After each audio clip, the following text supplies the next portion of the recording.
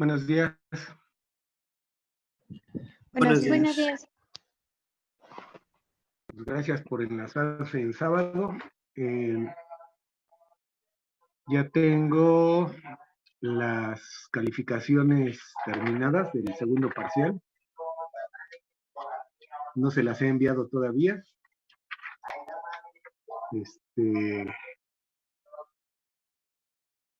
Están más bajitas que la anterior. Entonces, terminando la clase y durante el día se las empiezo a enviar a su WhatsApp.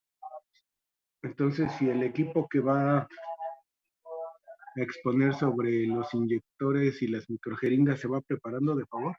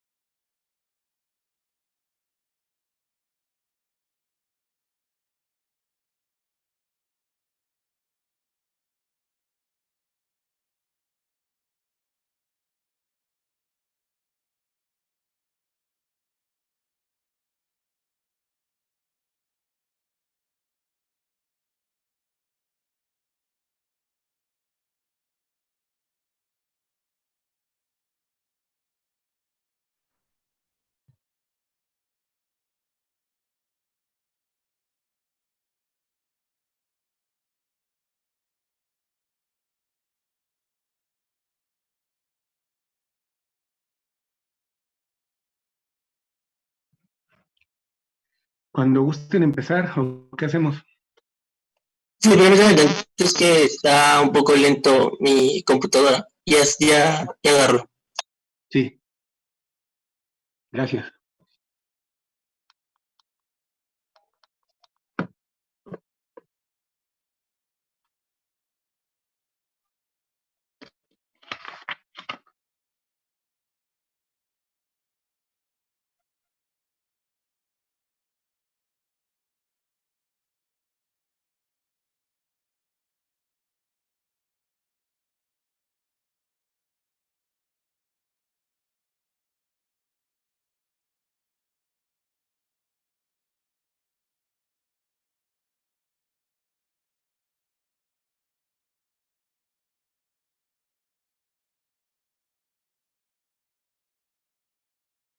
Buenos días, compañeros.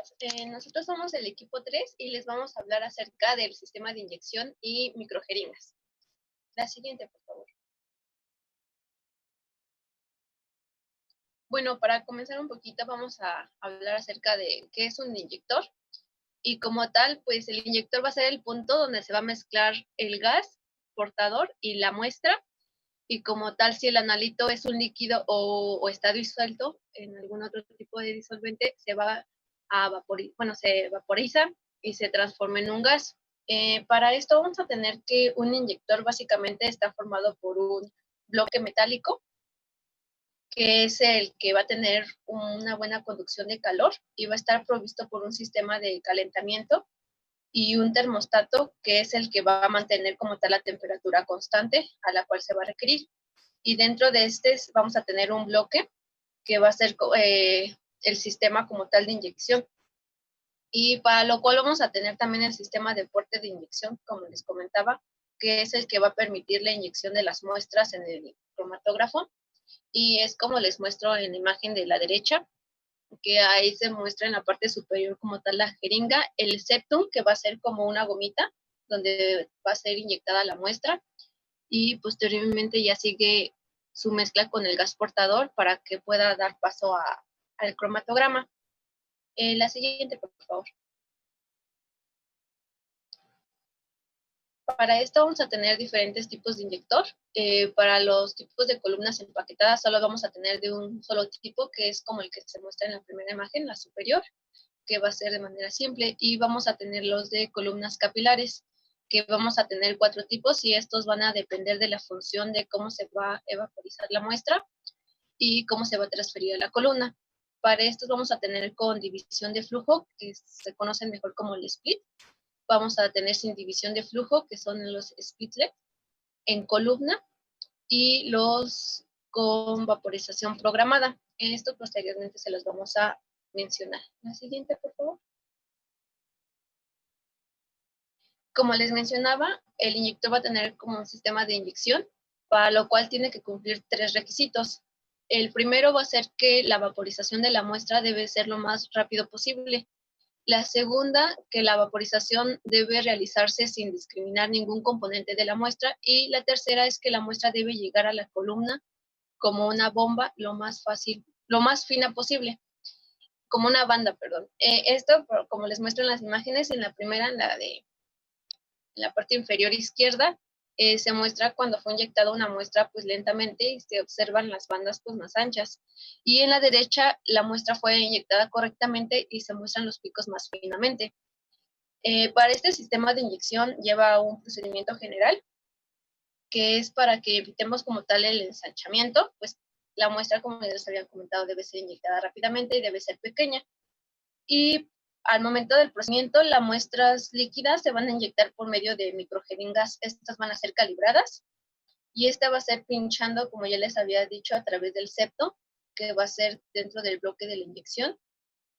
Y para lo cual también el bloque de inyección debe estar a 50 grados centígrados por encima del punto de ebullición del componente más volátil. Esto es para que se logre una rápida evaporización de todas las muestras y sea correcta.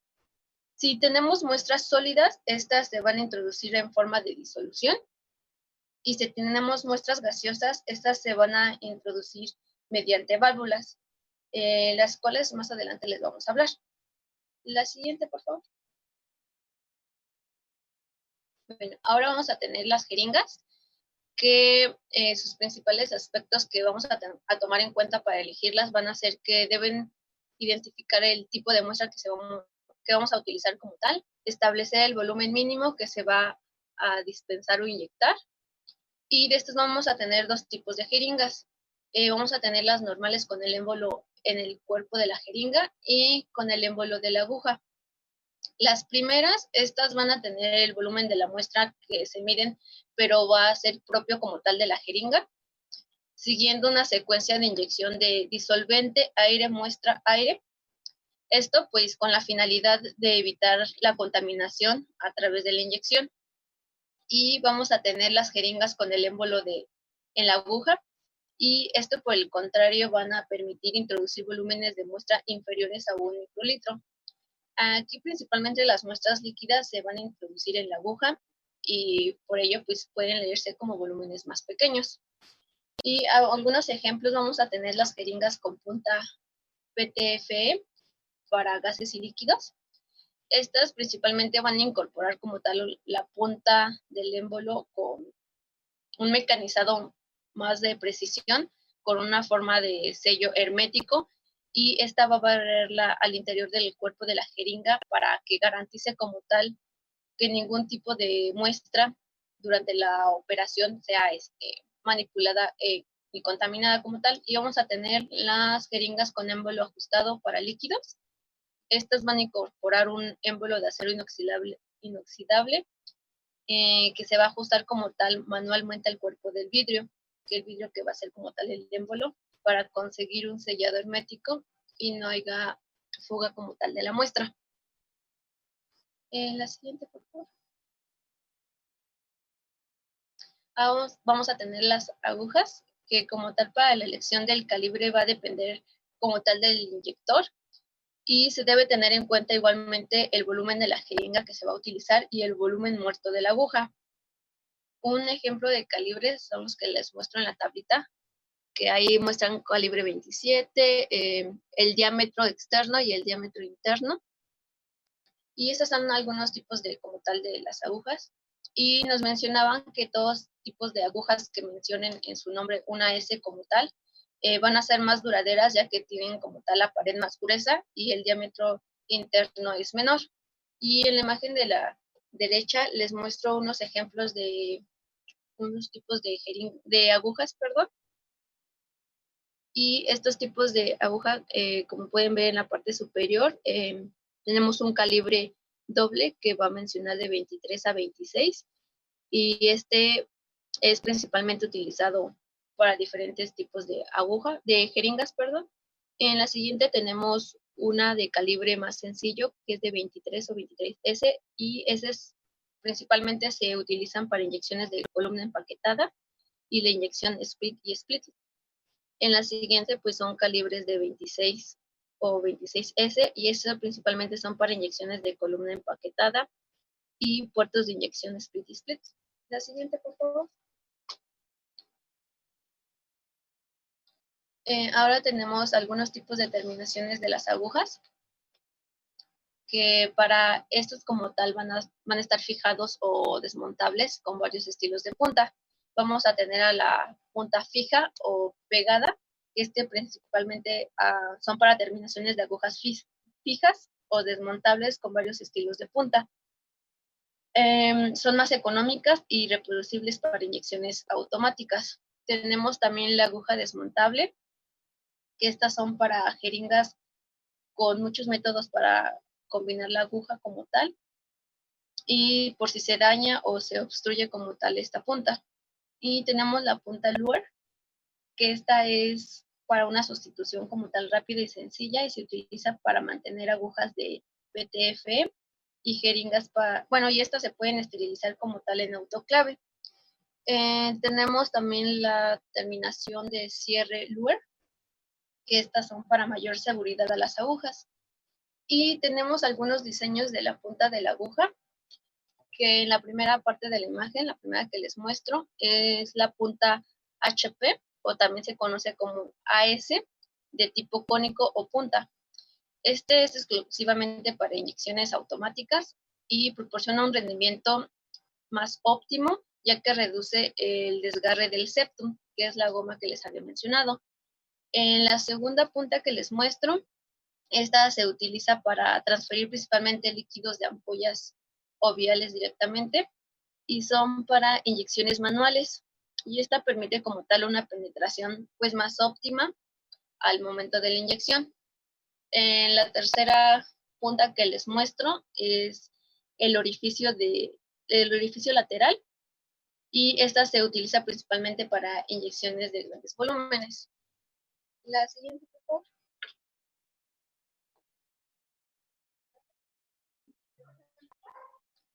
Ahora para esto vamos a tener diferentes tipos, como ya les había comentado, de inyectores. Los primeros van a ser los inyectores para columnas empaquetadas.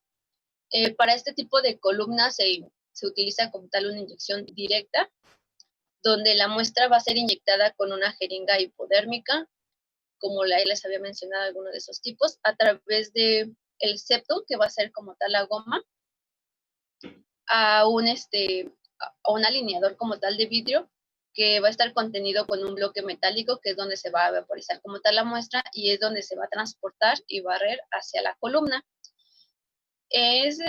Como tal, en este bloque se va a calentar, como ya les había dicho, hasta que la muestra se evapore y como les había dicho igualmente, era mayor a 50 grados de nuestra muestra menos volátil.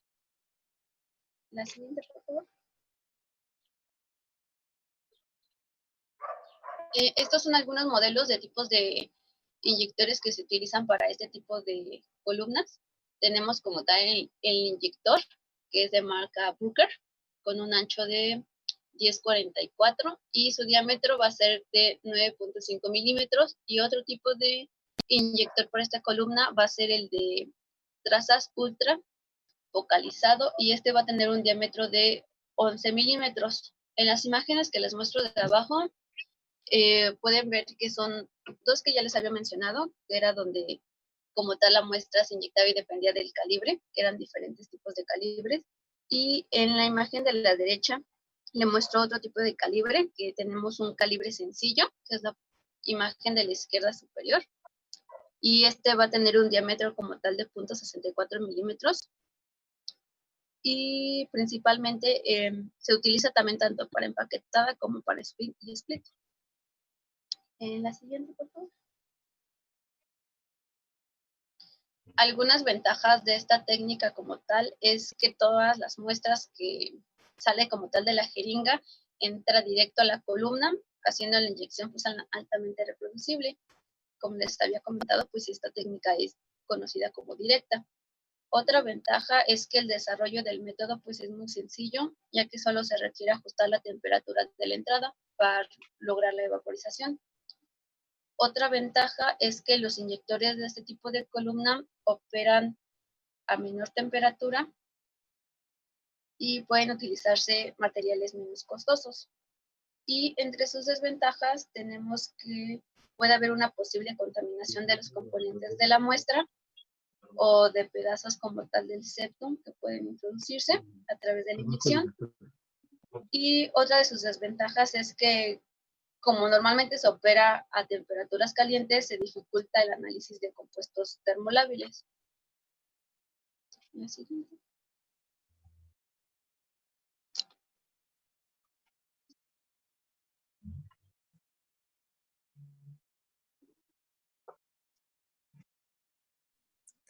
Los inyectores tenemos también los inyectores para columnas capilares y pues esos van a estar basados en los mismos principios de los inyectores de las columnas empaquetadas.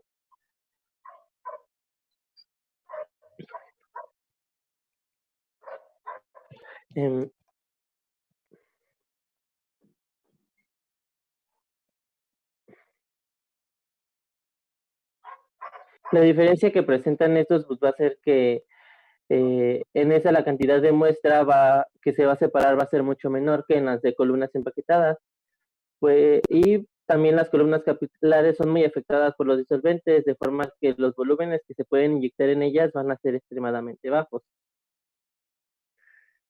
Para esto, pues como no existen jeringas capaces de medir con precisión volúmenes inferiores a 0.1 microlitros, los inyectores utilizados para trabajar este tipo de columnas, que además de vaporizar la muestra y mezclar el gas portador, deben ser capaces de introducir en la columna solo una pequeña alícuota de la muestra total inyectada.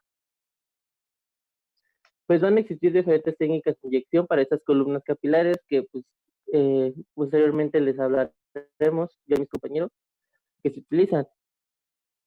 Bueno, como es necesaria una reducción del volumen de muestra cuando se trabaja con estas columnas capilares, esto se va a lograr mediante un inyector divisor o un inyector de split, en donde generalmente se inyectan una muestra de 1 microlitro, pero solo entra al capilar 0.01 microlitros y el resto pues va a ser desechado.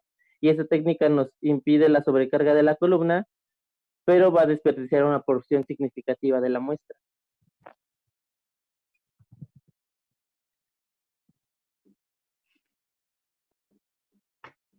La inyección por división de la muestra es un tipo de inyección más sencillo que se utiliza en la cromatografía capilar.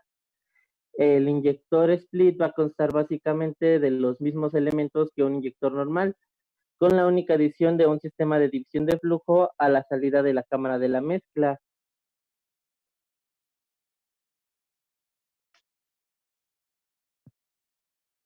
Por medio de este inyector, el flujo del gas portador que va a pasar a través del inyector se debe dividir en dos partes. Una parte va a ser introducida en la columna y la otra va a escapar fuera a través del sistema de la válvula aguja, que nos va a permitir regular la porción de gas que es introducido en la columna.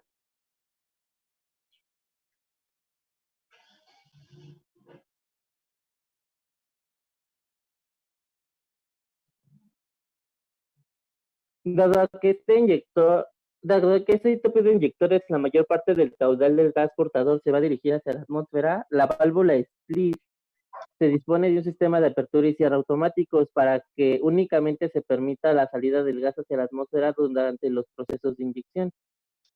El control del flujo del gas portador que pasa a través de la columna se realiza en este tipo de sistemas manteniendo constante la presión de la cámara de inyección, lo que nos permite que el caudal de gas que pasa a través del inyector pueda variar en función de la válvula de split, ya estando abierta o cerrada. Los inyectores split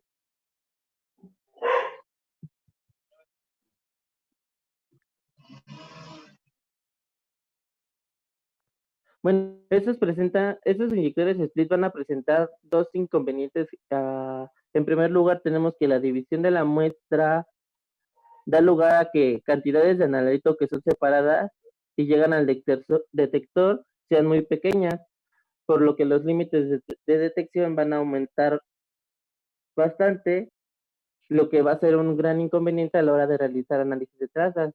Y otro inconveniente es que los inyectores de split pueden en algunos casos dar lugar a la discriminación entre los componentes de una muestra.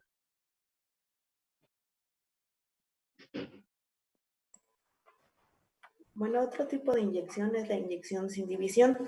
Este tipo de inyección va a ser apropiada para el análisis de trazas en los casos en los cuales el analito constituye menos del 0.01% de la muestra.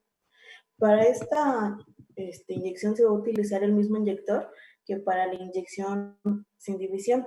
Sin embargo, el tubo interior es recto, es vacío y sin cámara de muestra, como se puede ver en la imagen del lado derecho. Siguiente, por favor.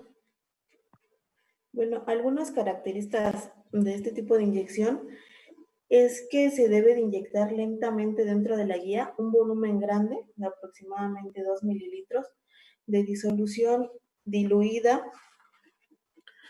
de un disolvente que tenga un bajo punto de ebullición. Bueno, la temperatura del inyector debe ser de aproximadamente 220 grados Celsius. Esto es porque la muestra pasa mucho tiempo en el inyector y se debe evitar que se descomponga térmicamente nuestra muestra. El tiempo de residencia de la muestra en la guía es de aproximadamente 1 minuto, ya que el gas portador pasa a través de la guía al mismo caudal que en la columna, el cual es aproximadamente de 1 mililitro por minuto. También en la inyección sin división pasa a la columna aproximadamente un 80% de la muestra y la temperatura inicial de la columna se debe fijar en 40 grados Celsius por debajo del punto de ebullición del disolvente, que condensa por lo tanto en la cabeza de la columna. En este caso, el disolvente condensado va a actuar en la columna a modo de trampa, donde se van a concentrar los componentes que vamos a analizar. Siguiente, por favor. Bueno, el uso de esta técnica tiene dos importantes ventajas. La primera es que dado que no existe división de la muestra, va a permitir un aumento de la sensibilidad, por lo que es muy adecuada para el análisis de trazas, y que la reconcentración de la muestra en la cabeza de la columna va a originar que las pérdidas de eficacia debidas a una inyección que se realiza incorrectamente sean de mucho menor importancia que otras técnicas de inyección. También podemos tener algunos problemas con este tipo de inyectores, los cuales pueden estar relacionados con una temperatura de columna inapropiada o por retroflujo. Las soluciones que podemos realizar para mejorar la reproducibilidad y la linealidad y principalmente el retroflujo son que debemos tener una temperatura y volumen del inyector adecuado, al igual que un adecuado volumen de liner. Siguiente, por favor.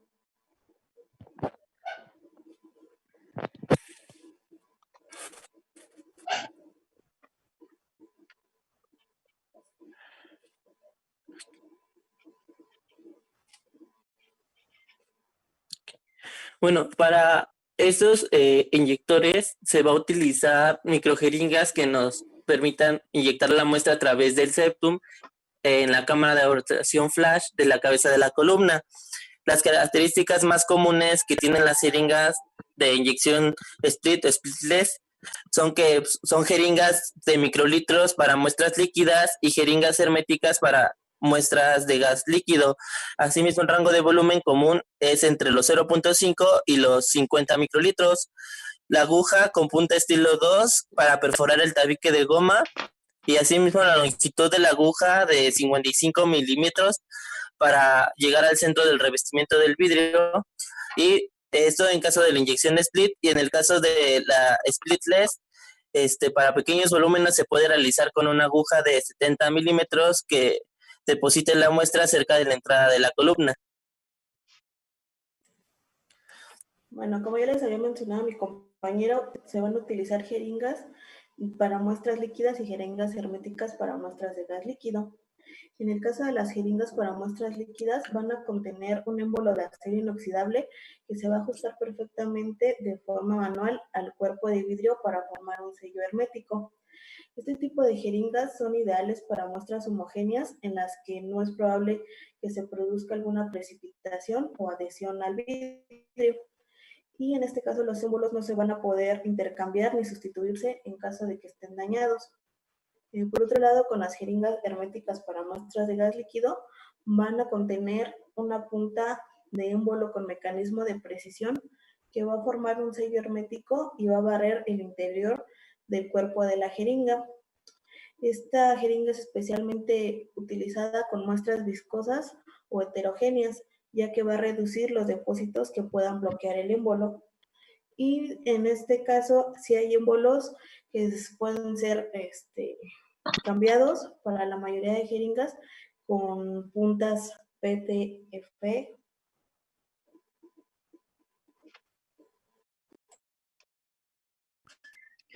Continuando con el tipo de inyectores, vamos a hablar un poco sobre la inyección en columnas, o como también se le conoce, on-column, que es en inglés, ¿no? Esta consiste en la introducción directa de la muestra líquida en la columna. Es útil cuando tenemos algunas muestras que son térmicamente inestables o solutos que son termolábiles y también con puntos de ebullición alto.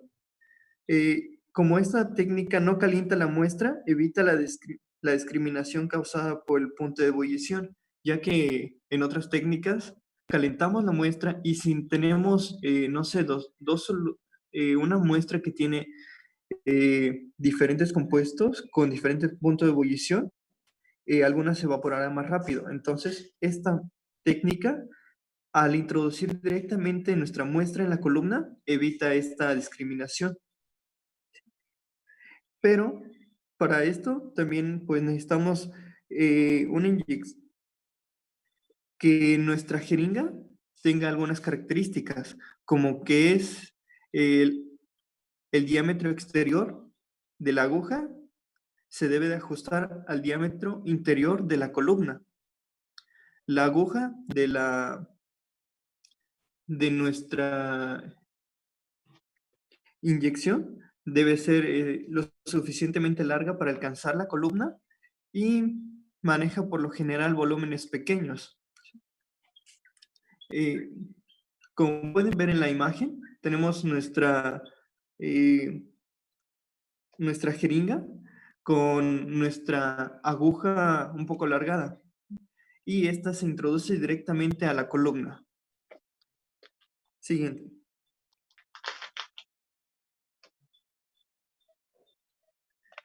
Ahora, los inyectores en las columnas están diseñados para que la muestra que se inyecta desde la jeringa se introduzca directamente en la columna, por lo que suelen estar refrigeradas para evitar que la muestra se evapore durante el proceso de inyección.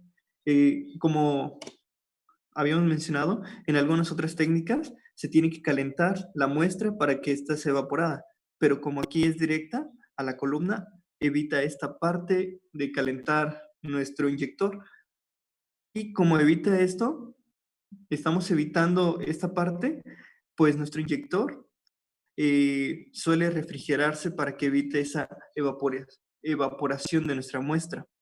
Ahora, también eso tiene algunos inconvenientes, como que al ser introducido directamente en la columna, nuestra muestra debe estar extremadamente limpia o, sí, que no tenga ninguna impureza, ya que pues no estamos, ya que estamos introduciéndola directamente en nuestra columna.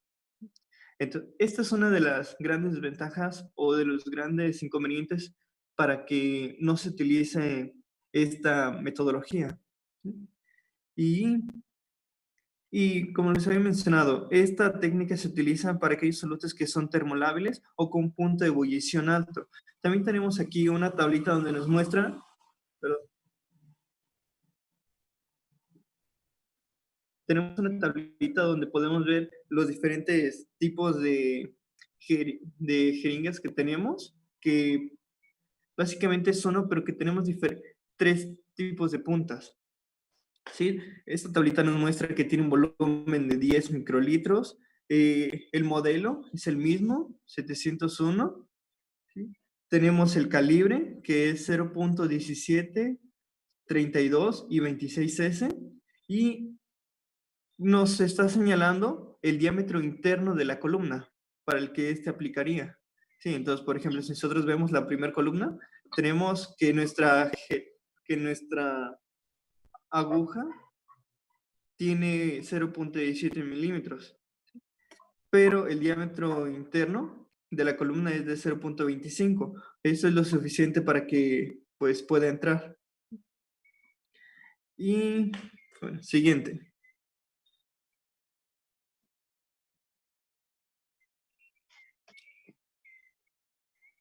La siguiente, por favor.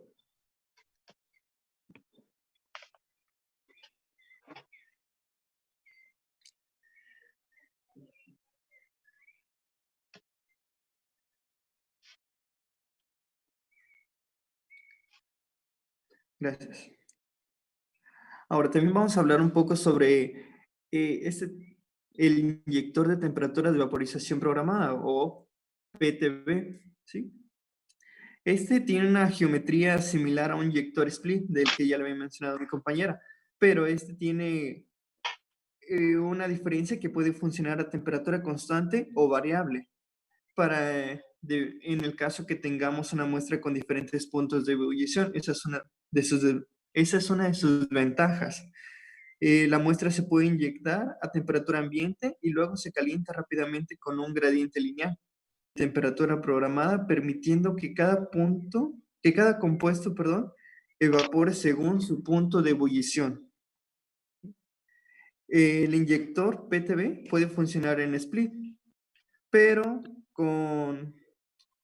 esto sería manteniendo la temperatura constante antes de introducir la muestra.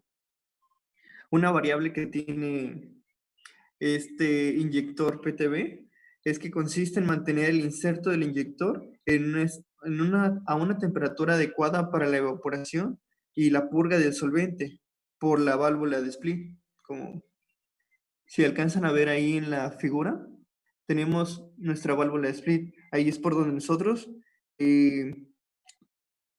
saldría nuestro solvente por ahí. Y bueno, entonces un momento por favor. Entonces puede funcionar a temperatura constante o variable, ¿sí? La muestra se puede insertar a temperatura ambiente y se puede mantener el inserto inyector a una temperatura adecuada para la evaporación y la purga del solvente por la válvula de split. Este equipo o este aparato nos permite diferentes tipos de técnicas, como es la inyección en caliente en split, que consiste en la introducción de la muestra con la válvula de split abierta y el inyector caliente. También nos permite otra técnica que es la inyección fría en split, que es la introducción de la muestra con la válvula de split abierta y el inyector frío. El inyector se calienta tras la inyección de la muestra. Los componentes de la muestra se evaporan sobre una superficie inerte, disminuyendo o eliminando los riesgos de degradación térmica de los compuestos sensibles. También tenemos la inyección caliente en splitters, que es la introducción de la muestra con la válvula de split cerrada y el inyector caliente. Las válvulas de split se abren tras la entrada de los vapores en la columna. Y también tenemos la inyección fría en splitters, que es la introducción de la muestra con la válvula de split cerrada y el inyector frío. El inyector se calienta tras la inyección de la muestra. Los componentes de la muestra se evaporan sobre una superficie caliente e inerte, disminuyendo o eliminando los riesgos de degradación térmica de compuestos sensibles. Y también tenemos la inyección fría en splitters y eliminación del solvente, que en primera fase se introduce la muestra con la válvula de split abierta y el inyector frío. Antes de calentar el inyector, el solvente se elimina por la línea de split.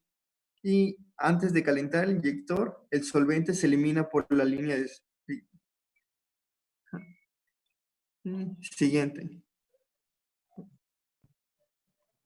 Bueno, además de las formas de inyección que les han comentado mis compañeros, existen otras técnicas de introducción de muestras. Estas son utilizadas con especial interés para análisis de contaminantes ambientales. Una de ellas es la válvula de inyección de gases. Esta es una inyección por medio de válvulas. Es muy utilizada para el muestreo automático de gases en sistemas dinámicos.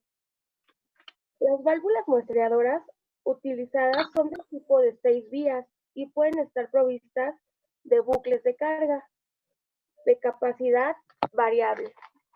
Como podemos ver en la imagen, bueno, ahí presenta un esquemita de cómo se lleva a cabo el funcionamiento de la inyección por válvula. Del lado izquierdo podemos observar la posición de carga, donde por un lado se ingresa la muestra y por el otro el gas portador, y la salida a la columna y el bucle de carga. Del otro lado de la imagen, en la posición de inyección, ya podemos observar cómo se da el paso del portador por el bucle junto con la muestra y ya su salida finalmente a la columna. Siguiente, por favor. Otra forma de introducir muestras es la desorción térmica. Y bueno, un equipo de desorción térmica consta de un horno donde la muestra es desorbida de los tubos de muestreo a elevada temperatura, bajo una corriente de gas portador. Una vez desorbidos los vapores de la muestra, Estos son retenidos en una trampa criogénica hasta la finalización del proceso de desorción, efectuándose la inyección en este momento por medio de un calentamiento muy rápido de la trampa fría. Ahí justo en el esquemita pues podemos ver esa parte donde se muestra el horno de desorción, el tubo donde se coloca la muestra, con el ingreso del gas de arrastre y el paso por el tubo calentador y enseguida por la trampa fría, que consta de ese gas de nitrógeno líquido, no, ese nitrógeno líquido, perdón, esa es la trampa fría, lo que va a enfriar la muestra, la que está al final del tubo, para que ya se dé el paso a la columna. Siguiente, por favor. Y por último tenemos los inyectores de espacio de cabeza. Esta técnica es aplicable al análisis directo de contaminantes volátiles en muestras sólidas o líquidas. El fundamento de esta técnica, consiste en analizar una alícuota de la atmósfera que se encuentra en contacto con la muestra, con el fin de determinar en ella la fracción vaporizada de los componentes que se encuentran en equilibrio con la muestra sólida o líquida.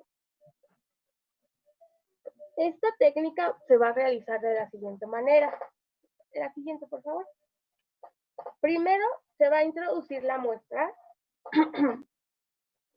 en un vial herméticamente cerrado y se somete a una temperatura previamente fijada durante un tiempo suficiente para que las distintas fases de los compuestos a analizar alcancen el equilibrio.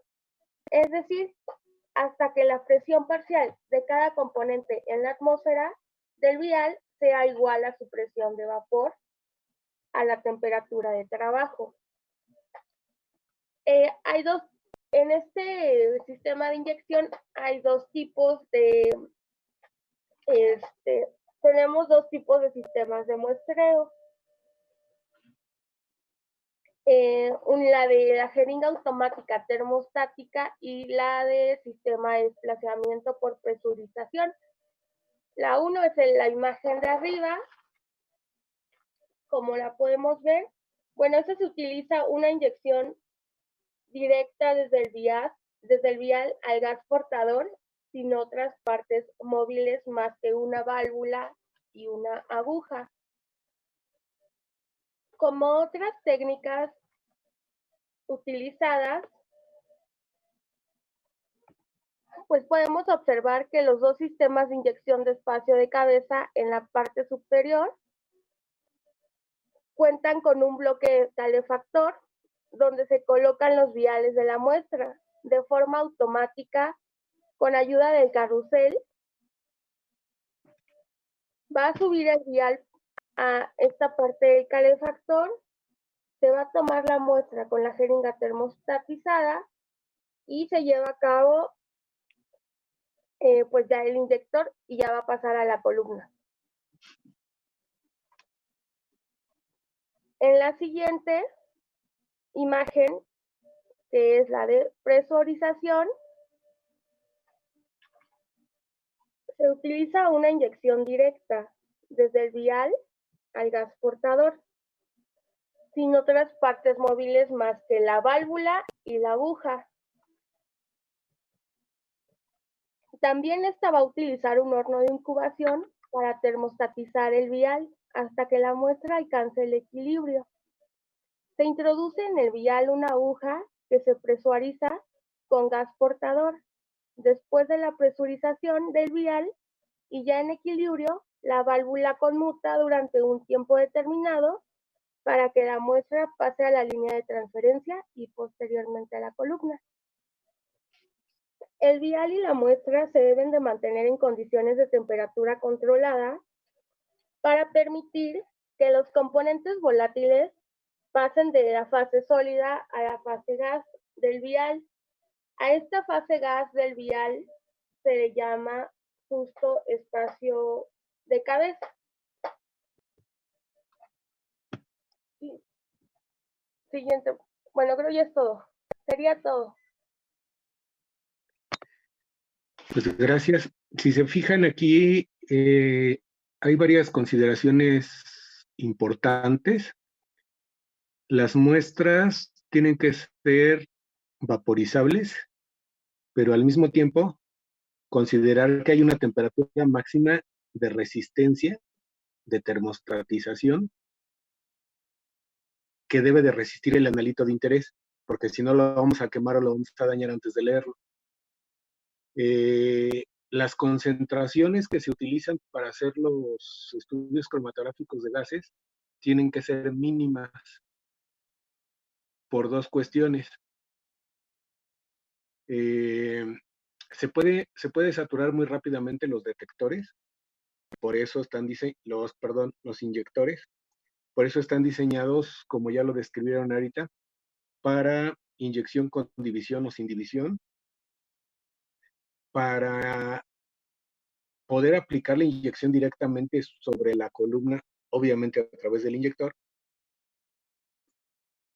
y evitar condensaciones, pero al mismo tiempo aprovechar la mínima cantidad de muestras que yo pueda aportar en la microjeringa, y la técnica es suficientemente sensible y específica para visualizar los analitos contenidos en la muestra.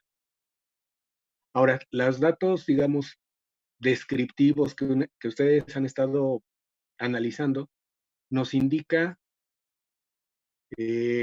cómo el diseño del equipo cromatográfico es más sofisticado que el de HPLC, requiere más cuidados o atenciones en cuanto que hay más válvulas, perillas o condiciones experimentales a programar. Entonces, cuando va a hacer uno trabajos de análisis a través de cromatografía, normalmente empieza uno por HPLC, porque es una técnica un poco más resistente a la brusquedad o a la inexperiencia. Y aún así, responde. Después hay que corregir, hay que adaptar y hay que mejorar las condiciones. Pero si intenta uno trabajar cromatografía de gases sin experiencia, lo más probable es que nos salgamos de escala, salgamos de parámetros, dañemos la muestra, tengamos alguna falta de repetibilidad o de contundencia en el cromatograma, porque al ser indetectables las muestras y el funcionamiento del cromatógrafo en cuanto a los gases acarreadores, pues el analista nunca se da cuenta que hay un problema. Y si mi corrida analítica dura 35 minutos, por decir algo, y estoy buscando 18 componentes vaporizables, pues imagínate la frustración después de media hora que digas, ups, no hay nada. O, ups, yo espero 18 y hay 11, ¿dónde están los otros? Entonces, cuando puedan, esto va a depender de la movilidad y demás, como estudiantes tomar un curso o taller de cromatografía. La coordinadora organiza muchos, las carreras. Por ejemplo, yo he tomado un curso que dan en el Hombre y su Ambiente, los de agronomía. Entonces, vale la pena tomarlos, porque mientras sean estudiantes, realmente el costo es simbólico y la información es bastante útil, además de la constancia curricular. Pero cuando somos estudiantes y nos dan un curso de este tipo, si nos salen 1,500, 1,000 pesos, está bien, es accesible, es costeable. Pero cuando yo es uno profesionista, cursos parecidos, te llegan a salir en más de 25,000, 30,000 pesos. Entonces, obviamente, se ve la diferencia. No sé si te... Okay. Gracias. Entonces, por lo que acaban de ustedes de ver en esta semana respecto a cromatografía de gases y lo que estoy yo aclarando, La técnica de cromatografía de gases es una técnica, yo les dije, más elegante, más sofisticada, pero también es más costosa. Simplemente porque requiere las instalaciones que ayer veíamos de acero inoxidable, los manómetros, eso ya es caro. Todavía no estoy hablando de los gases, todavía no estoy hablando del tipo de detector, todavía no me estoy preocupando de la columna, y ya el gasto ya es fuerte. Entonces, es una situación que explica por qué la universidad no puede sustituir o mantener un equipo tan sofisticado como este, siendo muy novedoso, siendo vanguardista, como se dice, y entonces tenemos equipos que sí funcionan, que aportan el manejo y diseño de la técnica, que nos permiten manipular muestras y que ustedes como alumnos tengan un aprendizaje en este procedimiento, pero realmente donde sufrimos es a la hora de las reparaciones. ¿Por qué? Porque son modelos que ya tienen fuera del mercado de 5 años para en adelante. Entonces, no es una disculpa, pero sí es una explicación de por qué contamos con los equipos que contamos. Eh, para este año nos iba a tocar la recertificación de la carrera. Digo, nos iba porque pues yo creo que ya no se va a poder hacer nada. En donde se presenta la currícula, que es la que hemos estado trabajando los profesores, cambiando y adecuándola a las necesidades profesionales que la gente externa con la que tenemos contacto nos informa y nosotros mismos percibimos. Obviamente, instalaciones, equipamiento, son monitoreados y analizados, así como entrevistas a los diferentes participantes. Entrevistan a personal administrativo, a profesores y a alumnos de manera aleatoria, comparan los programas de estudios, ven las instalaciones y de ahí determinan si la carrera está certificada o no. Nuestra carrera fue de las últimas en certificarse dentro de la División de Ciencias Biológicas y de la Salud, y ya nos toca otra vez hacer ese proceso. Obviamente, bajo las circunstancias en las que estamos conviviendo en la actualidad, no se puede llevar a cabo, pero cuando pidan las encuestas como la que nos avisó ayer su compañero y algunos otros materiales de sondeo de los trabajos, de los desarrollos, los desempeños, pues no maquillemos las cosas, pero también tengamos cuidado cuando las decimos o las escribimos. Porque podemos decir, es que la universidad no tiene equipos analíticos novedosos. Pues no te van a preguntar qué es novedoso. Dice que no tiene equipos, tache. Entonces, ¿cómo van a dar prácticas en una carrera experimental si no tienen equipo? Es complejo. ¿Tienen alguna pregunta, alguna duda de lo visto ahorita? Está muy bien descrito. Por mi parte, pues nada más hice una intervención o dos. Creo que lo demás lo iban diciendo bien y como así está complicado, no quise interrumpir para no perdieran el hilo. Si no hay preguntas, les paso ahora sí el cuestionario para el día de hoy. Doctor, yo sí tengo una pregunta. Sí, te hablo. No me queda claro lo de trampa criogénica, ¿a qué se refiere? Hay que mantener fríos algunos de los componentes del sistema cromatográfico para que no sufran dilataciones o descomposturas por sobrecalentamiento.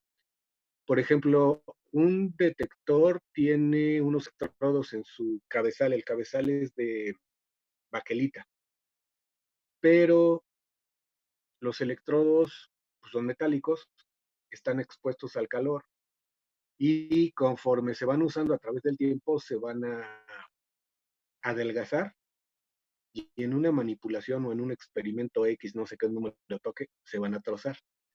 Entonces, cuando algún componente cromatográfico lo quieres proteger, permites que el sistema cromatográfico esté caliente, menos en esa parte. Esa parte entonces va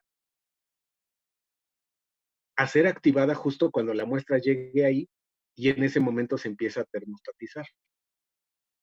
Entonces proteges parte del equipo, porque si se daña un electrodo, creo que es en el detector de ionización a la flama, no me acuerdo bien, son caros de conseguir y sin el detector, pues no, sin el electrodo no puedes hacer funcionar el equipo. Entonces nada más sirve para protección, pero entonces tenemos rampas de calentamiento que vamos a ver el lunes. Vamos a tener fraccionamientos de muestra en cuanto al volumen. Vamos a tener diferentes modelos de inyección sobre la columna y ahorita también las partes de enfriamiento. Todavía no llego al detector, que todavía es más sensible que los detectores anteriores.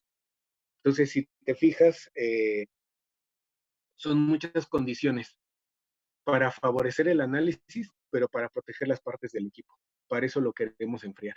No sé si te respondí. Sí, gracias, doctor. ¿Sí? ¿Alguien más tiene otra pregunta? Sí, yo, profe. Sí. Para el detector donde se inyecta, bueno, el de on-column, que se inyecta directamente a la columna, toda la muestra, ¿en qué momento se combina con el gas acarreador, profe? ¿O no se realiza Es esa que combinación?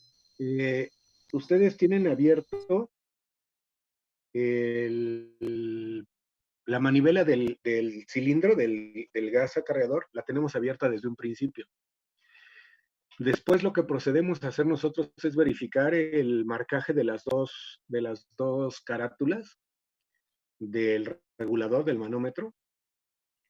Después, antes de iniciar la corrida analítica, antes de que yo inyecte, en el panel de control que yo ya establecí, la rampa de calentamiento, el flujo,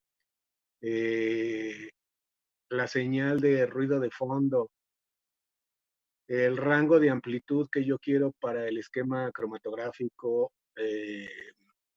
etcétera, etcétera, las condiciones que yo quiero para el cromatograma, ahí hay unas válvulas y ahí hago un ajuste del caudal del gas. Entonces, el gas todo el tiempo ha estado corriendo, todo el tiempo se ha estado gastando el gas.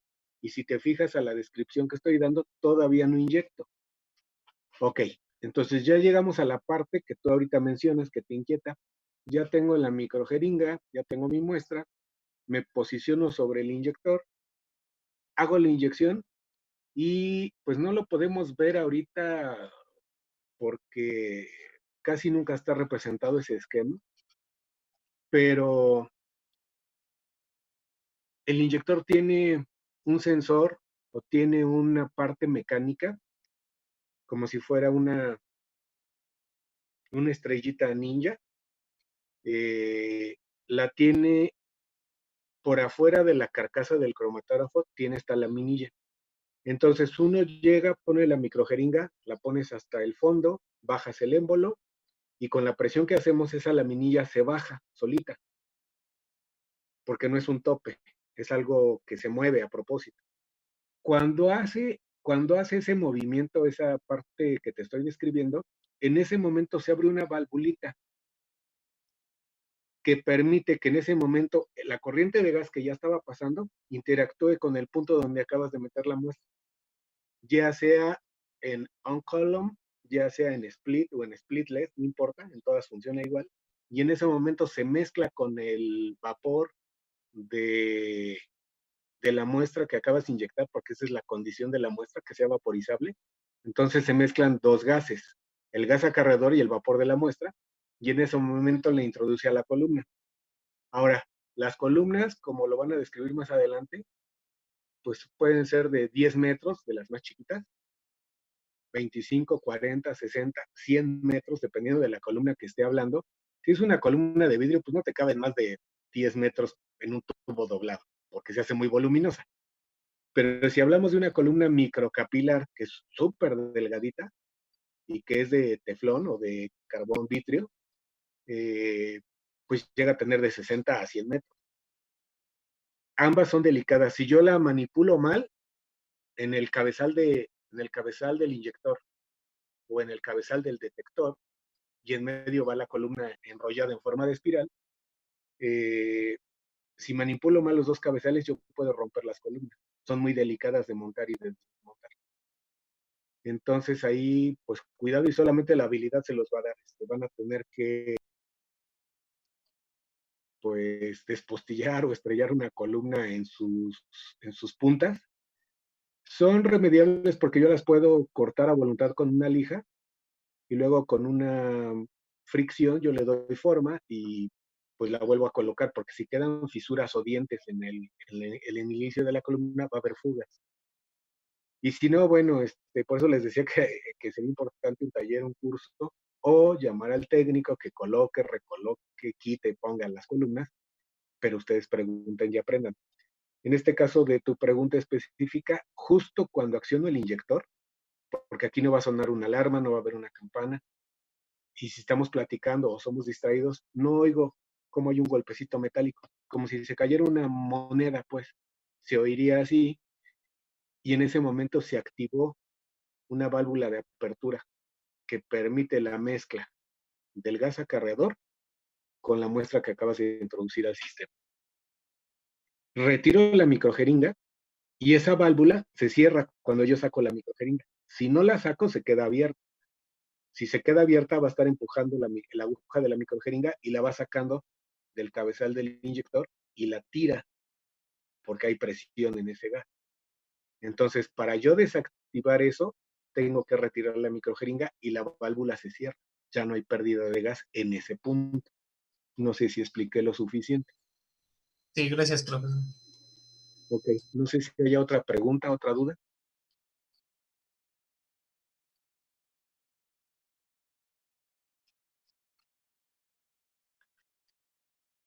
Yo sí tengo una pregunta. Yo ya estuve navegando con lo que me comentaron ayer de la encuesta del sistema PERT, perdón. Lo encuentro que está en Iztapalapa, lo encuentro que está en Coajimalpa, por ejemplo, o trae esos encabezados la página. Vi la liga que mandaron ustedes, pero esa es la de estudiantes. Y a mí, hasta ahorita no me ha llegado la de profesores. ¿Cómo les llegó esa solicitud de encuesta de esta parte de educación remota? A mí me llegó porque, ¿cómo se llama? Porque soy consejero, así que nos las mandaron en el grupo de los consejeros. Y también se publicó en la página oficial de UAM, la grande, o sea, la de Rectoría General. Ahí también se Ah, publicó. voy a Ah, buscar en la de ajá. Rectoría General porque no he entrado a esa y entonces ya de ahí hago el enlace. Sí, pero sí yo la vi primero porque nos las mandaron como consejeros, por eso. Ok. Sí, pues gracias. Porque ya le pregunté a varios compañeros en el chat, a varios profesores, y nadie sabía nada. Entonces les digo, bueno, no, apenas me avisaron ayer, ustedes tranquilos, ahorita averiguo más. Pero entonces para decirles que busquemos en la página de Rectoría. Sí, si no la encuentra me dice y se la mando porque igual creo que tengo el link de profesores o si quiere de una vez se lo mando. Mándamelo de una vez, así ya, Ok, por si no está, ya puedo enlazarme. Muchas gracias por el apoyo. sí, profe. Eh, entonces les decía yo, ahora sí va a haber cuestionario. El cuestionario es por equipo, como normalmente lo hacíamos antes del segundo examen parcial.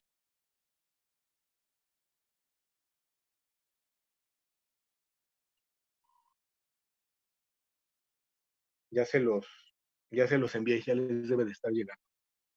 Entonces, estas preguntas son sobre cromatografía de gases. Me las contestan por equipo y me las envían al WhatsApp. Y con eso terminaríamos la clase de hoy. No me desenlazo, voy a quitar el video, pero les doy 40 minutos para contestar, porque es más sofisticado cromatografía de gases.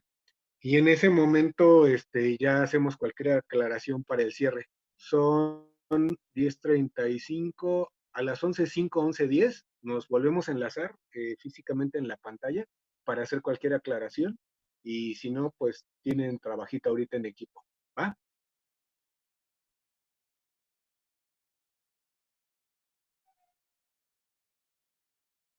¿Ya tienen las preguntas? Sí, ya llegaron. Ok, entonces corre tiempo, chavos.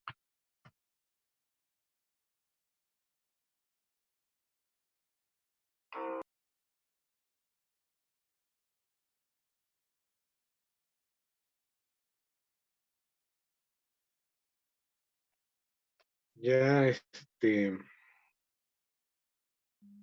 1, 2, 3.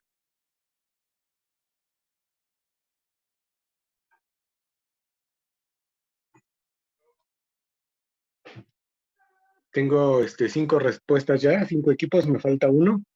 6 se los encargo. Y bueno, ya vamos casi terminando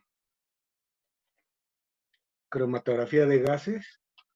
Nos falta poquito, la verdad. A ver, nos falta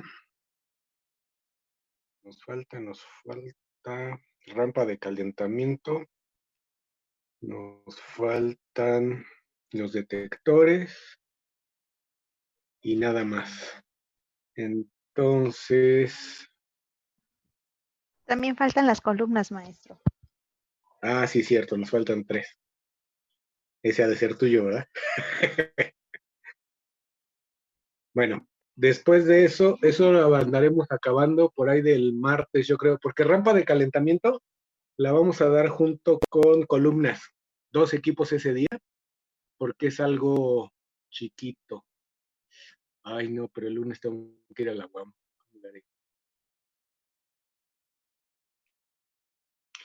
Solo que el lunes nos enlacemos a las 8. ¿Sí me escuchan? Porque yo me tendría que mover de aquí como a las 10:30, cuarto para las 11. Entonces, que nos dé tiempo de 8:30 vamos a ponerle. De 8:30 a 9:30, rampa de calentamiento, y de 9:30 a 10:30, columnas. ¿Va? Para que preparen para el lunes los 2 temas, rampa de calentamiento y columnas. Martes veríamos lo de detectores. Miércoles nos vamos con parámetros de validación. Ahí ustedes se los reparten. Ahorita les digo, parámetros de validación le va a tocar al equipo 1 y al equipo 4. No a todos porque pues ya no da para todos. Pero equipo 1, equipo 4, parámetros de validación, y ustedes se los reparten. Eso lo andaremos viendo miércoles y jueves, y todavía hay que hacer el tercer parcial. Entonces, esa es como la dinámica de lo que nos falta. Para cerrar mi participación y que la maestra retome una semana, y ya redondeamos y ya estamos cerca del cierre. No sé si hay preguntas, comentarios.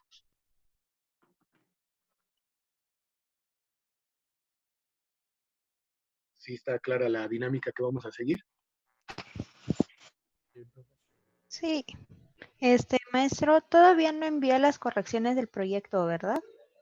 No, porque todavía ayer estuve calificando los parciales que me faltaban. Entonces, subo las calificaciones en un rato del segundo parcial y me dedico entre hoy y mañana a terminar o a hacer las correcciones a los proyectos, y conforme los vaya terminando se los voy enviando para que yo no me pierda y los puedan ir completando. Pero eso lo hago entre hoy y mañana. Es que no sé ustedes, pero por lo menos para mí esta modalidad en línea, pues sí me agrada porque aprendí otras cosas, porque tiene otra dinámica, pero se me hace que trabaja uno más. Entre prepara la clase, ya les ha de estar pasando a ustedes, expone la clase, responde el cuestionario, prepara el proyecto, no me acuerdo con quién, y creo que era con Aranza, pero no me acuerdo. El otro día, creo que fue el viernes, en la madrugada, o sea, de viernes a sábado, mandé mensaje a alguien, no me acuerdo, de que había un problema que no se veía claramente un examen. Y hasta aquí en mi casa me dijeron, pero ¿cómo les pones mensaje ahorita? Bueno, ahorita es cuando lo detecto, si no mañana se me olvida. Mandé y que me contesta. Y yo, o sea, otra persona que está a estas horas despierta, igual que yo, pues qué bueno, ¿no? Entonces, yo lo único que les digo es que siento que estamos trabajando, pues sí, con responsabilidad, con compromiso todos, pero mucho más tiempo. Entonces, pues yo me comprometo este fin de semana a revisar los proyectos de investigación y a devolverlos, porque además, pues ya necesitan tiempo para redondear y dar la versión final, porque según yo, termina María Luisa y casi de inmediato hay que dar calificaciones, porque también ya vienen las vacaciones. Entonces, y empiezan un poquito las presiones, pero bueno, ahí vamos, creo que ahí vamos. Yo no creo tener muchos problemas o sustos con los exámenes, porque si mal no recuerdo, todos pasaron el primero, todos, y ahorita en este segundo tengo a 3 reprobados, entonces, pues yo creo que sumando sí les da aprobatorio, pero no estoy seguro, pero nada más pueden reprobar uno con cada maestro, no sé cómo van con María Luisa, y pues también ya tengo que empezar a elaborar el tercer parcial, ya tengo varias preguntas, pero pues obviamente no le he dedicado el tiempo suficiente. No sé si haya alguna pregunta, algún comentario, sino ya para ir haciendo el cierre del día de hoy.